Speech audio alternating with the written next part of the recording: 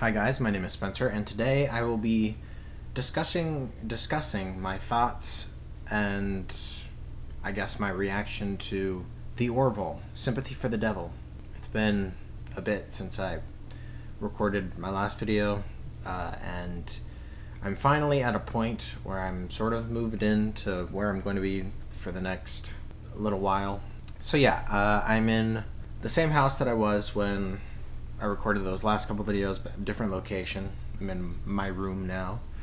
But yeah, it took a couple days for me to read Sympathy for the Devil. I probably could have done it in one day, but I started it late during the day, and then I went to bed, and then I finished it some other time. So, I'm not going to really talk about the last episode of the Orville that I watched much, as it doesn't really tie much into Sympathy for the Devil. Like, I didn't see any, like, direct continuity from that, which is okay. If this book had been an episode, it would have been sort of a standalone sort of episode, it seems. But, yeah, I will talk about what I was expecting from this novel. Before getting into it, I'll talk about my thoughts during reading it, and then I will finish out with some final thoughts of this story. But first, I just want to say, don't forget to like this video if you like it, and if you have anything to say about this novel, any comments are appreciated. I appreciate hearing your thoughts, especially in this context, because it's different than an episode. So, like, if you took the time to purchase and read the book, I'm curious to know what you guys thought. Also, if you're watching this and you're not currently subscribed, but you like the Orville and that sort of thing, I would appreciate it if you would consider subscribing. It helps me to stay motivated with these videos, and it helps me to and it helps the channel to grow. So, without rambling on for too much longer, I will go ahead and get into my thoughts. So, first I want to discuss my thoughts going into this. I wasn't sure if it would directly tie into some of the events that have recently taken place in the show, just because I know that it was originally supposed to be the 9th episode of this season of the Orville, but yeah, I just didn't know if I should expect to get anything about the Kalon conflict, or the Mocklins, or the Isaac emotion thing.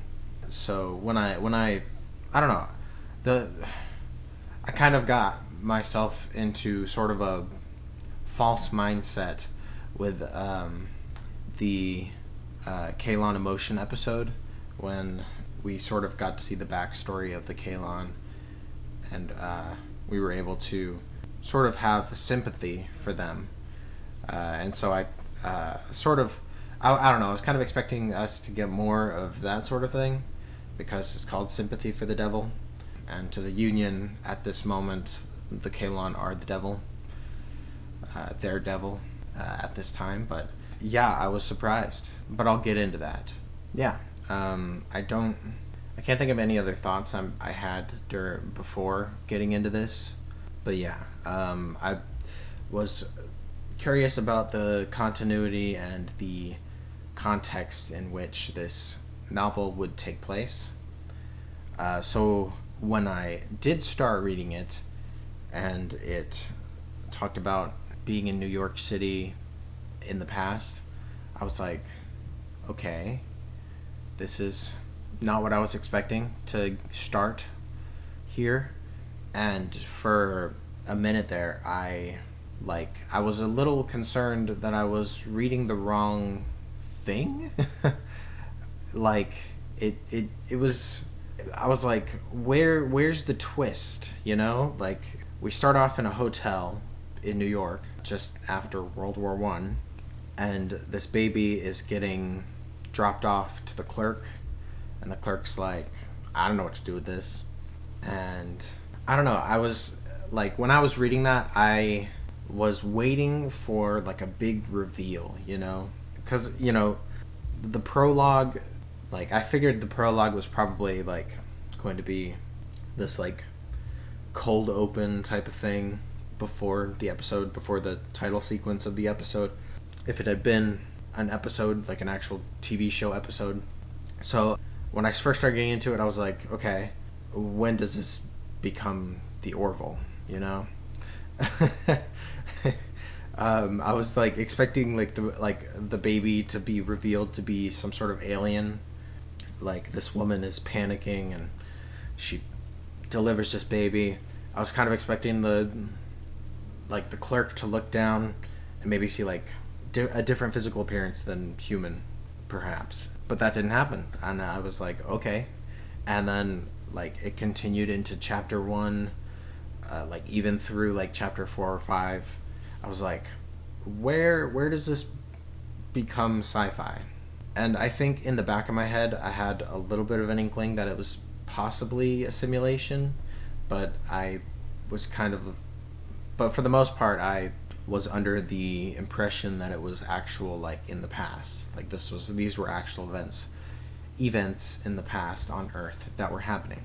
So yeah, we were introduced to Otto, to this baby who was delivered by a frantic mother to the hotel clerk.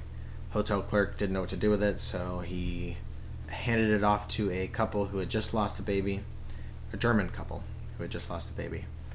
And the German couple were happy to have him, named him Otto. I guess they went back to Germany and raised the boy. Also, when the baby's mother delivered it to the clerk, she was like, I'll be back, I'll come back for the baby.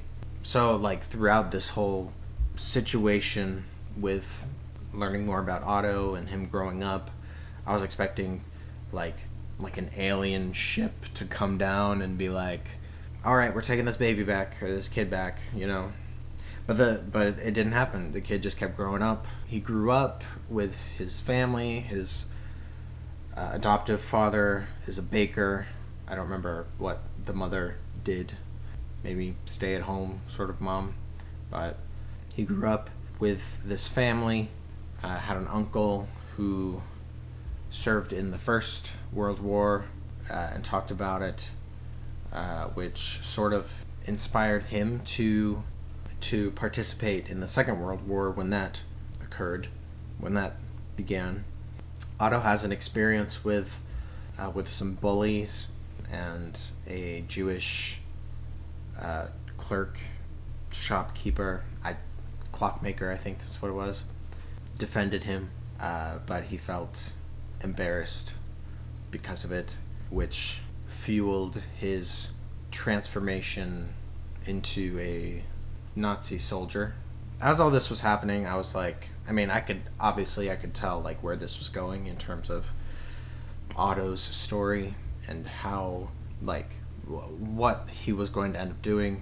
Like, throughout this, I was sort of rooting for him to like see the bad and recognize the bad in the whole Nazi thing, I was kind of expecting him to, or I was hoping that he would have a turning point and turn against the Nazis and be with his adoptive parents in political terms, because they also did not support that whole political movement.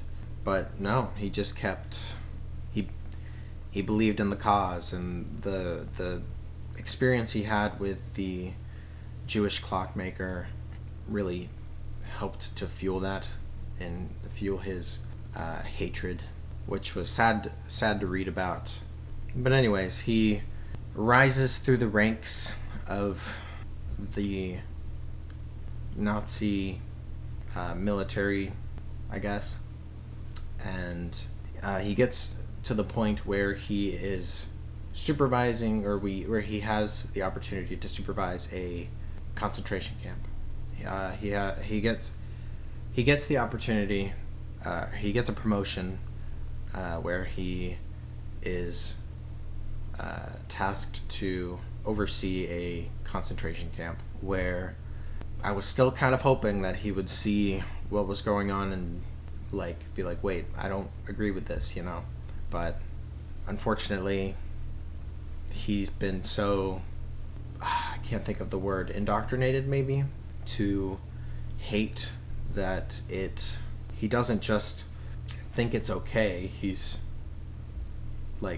he actively enjoys seeing the suffering of these people. And it's hard to read about. It's one of the, I personally, I don't know, I find the whole the Holocaust and all of that so fascinating. That's one of those things that I don't know, I find it fascinating and horrific.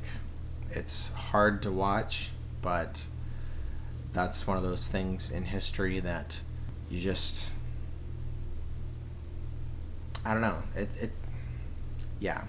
one of those things that you just have, you have to know about. It's something that I enjoy learning more about. I don't know, it's just a fascinating subject, but it's always hard to watch or read about these real life experiences that human beings had to go through, and it's hard,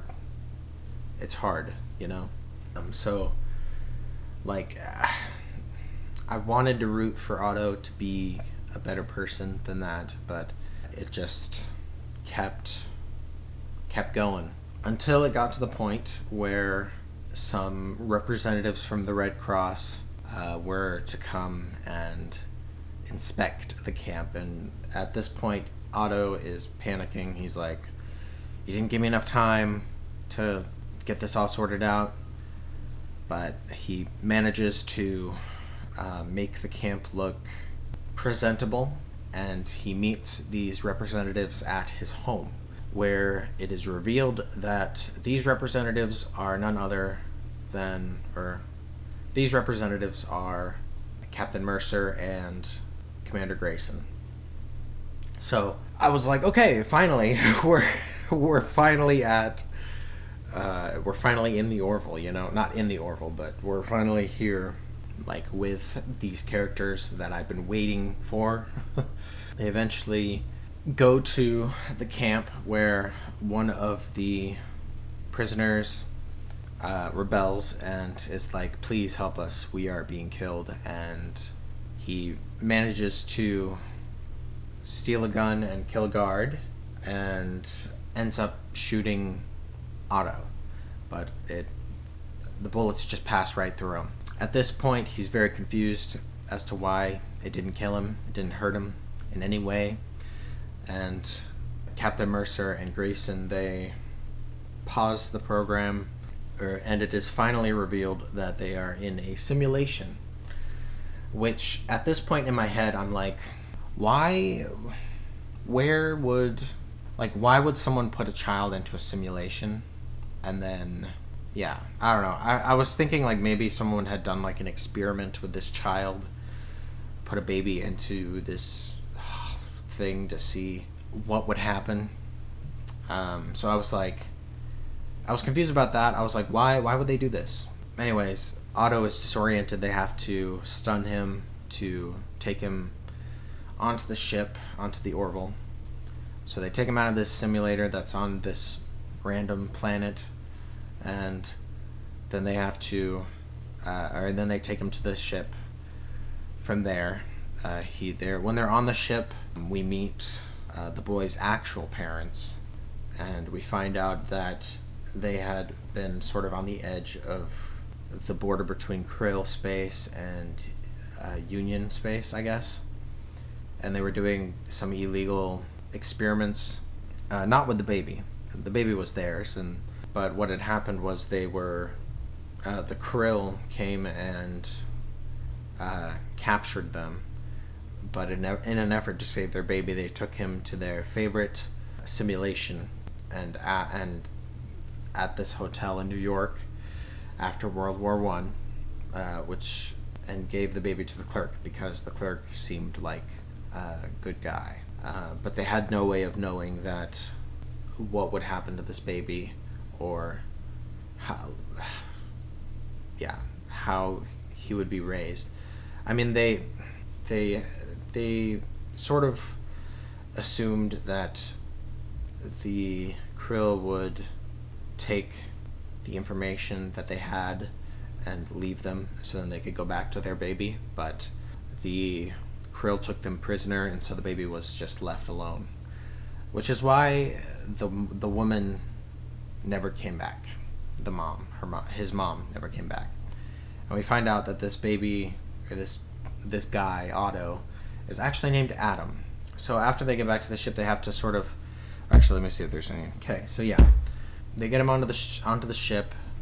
After he wakes up, they have to sort of ease him into the idea, or they have to try and get him into the idea that his world that he knew was all fake.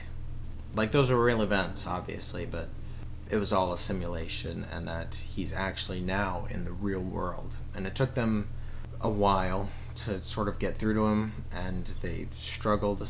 Malloy ended up having the idea to show him a movie from around the time period that he had been living in, to introduce him to the idea of space travel. And then they revealed to him that they're on a spaceship.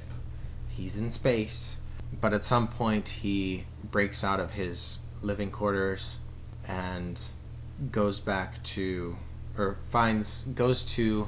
the simulator to be with his fictional wife and child. But eventually he's caught, and yeah, I don't know. There's a lot of talk in this book about the philosophical, like, should he be punished for the things that he did in the simulation? Because those things never actually happened. Those were not real. He didn't actually kill anyone, even though he thought he killed people. So yeah, there was the talk. There was a lot of talk between the crew about the morality of what do we do with this guy?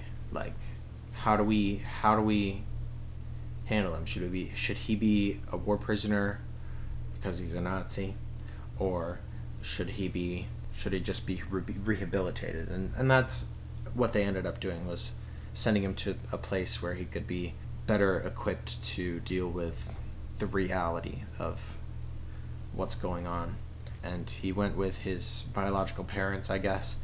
I don't remember if they said that the biological parents would be punished or not for doing illegal things that led them to get captured by the Krill, because it was in the past and they were imprisoned and yada yada. But they talked a lot about the morality of putting these people into prison for their crimes. Mostly Otto, or Adam. His situation was particularly hard to comprehend for the crew, I guess. And Dr. Finn brought up the point that during World War II, all the German soldiers, a lot of people were like, oh, they're all psychopaths because they did all these horrible things. But statistically, that's not possible. And what really happened is that under a voice of authority, people will do awful things. And I believe I took a psychology class a few years ago, and we sort of talked about that phenomena. And I remember them talking about a specific experiment where they had people put in sort of a situation where they were required to hurt someone else, and most people went along with it. Obviously in this experiment no one actually got hurt, but they thought they were doing harm to other people, and because someone of authority told them to, they did it. And only a very, very small amount were stood by them by their morals and were like, no, I can't do that. But most people did, and that sort of proved that the soldiers in Germany, that they were also under this sort of same influence. But anyways, I mean, I had like a few small things that I highlighted in here that didn't necessarily have anything to do with the story, but like things that I thought were interesting. So I'll go ahead and go over those now. The first thing I highlighted was this quote about I don't know what it's called in the Orville. I'm going to call it a turbo lift, but I'm pretty sure that's the Star Trek term.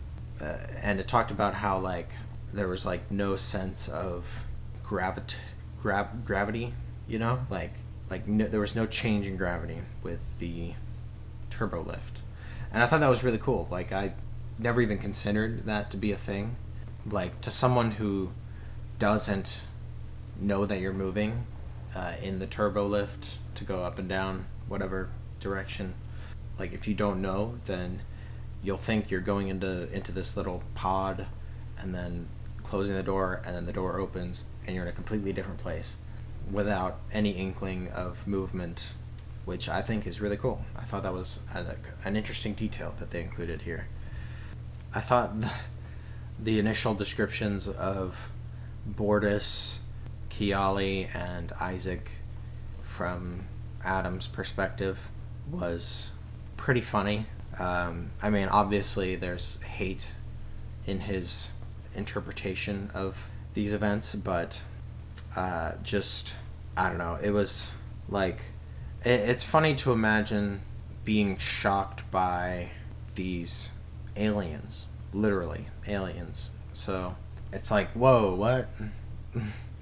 I don't know. It's like, it took me a second to realize that's what he was doing, was that's what he was, well, at least for Isaac, because it said at the other end of well, I don't know if I can quote it, but he talks about how he sees a man with no face, and I was like, what? And then it talked about how like his body was covered in a shell, and I was like, oh, it must be Isaac. And I sort of laughed at myself for not picking up on that right away. I also really liked that they gave us sort of a back and forth from like the crew's perspective to Adam's perspective. I don't know. I just found it fascinating that we were able to get this other person's perspective of what was going on, and like it wasn't the way that Seth MacFarlane wrote this made it so that it was sort of a smooth transition from the crew's perspective to Otto's perspective, but it was clear, like it was a clear, like you could tell when it was Adam or Otto seeing these things for the first time and experiencing these things. The next thing I had highlighted was this quote from Ed towards the end, where he says, "Is a crime defined by the act itself or by the harm it does to others? If you can resolve that conundrum, then you have your answer." I don't know, that's just a very deep question, and like it had me thinking, like, well, first I had to think to like understand what he was trying to say because sometimes I'm a little slow and it doesn't quite click right away, and I have to read, especially if I'm reading like a book or something, then like sometimes I have to like go back and like read it word for word and be like, okay, what does this mean?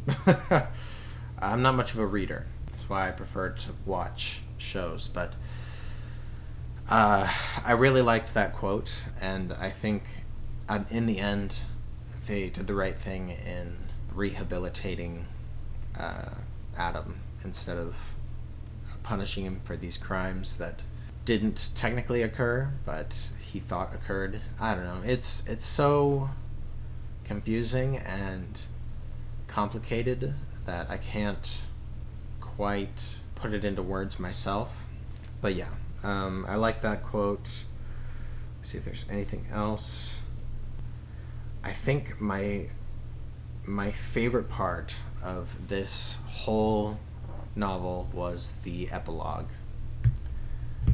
In the epilogue, there's a man that enters this bakery and talks about how there aren't that many people who make bread or baked goods by hand anymore. And the baker is like, yeah, well, I learned it from my father. And it's revealed that the baker is Otto. And the person who comes in is like, hey, like, I think you knew my mom. And Otto's like, did I? And I keep saying Otto. I should say Adam, because I'm sure, well, I don't know what he'd be going by, what name he'd be going by, but anyways, I don't think it matters what I say. Adam is like, did I know her? And this guy's like, yeah, it was Dr. Finn on the Orville. And it is revealed that this older gentleman who is buying some baked goods from Adam is Ty Finn, all grown up.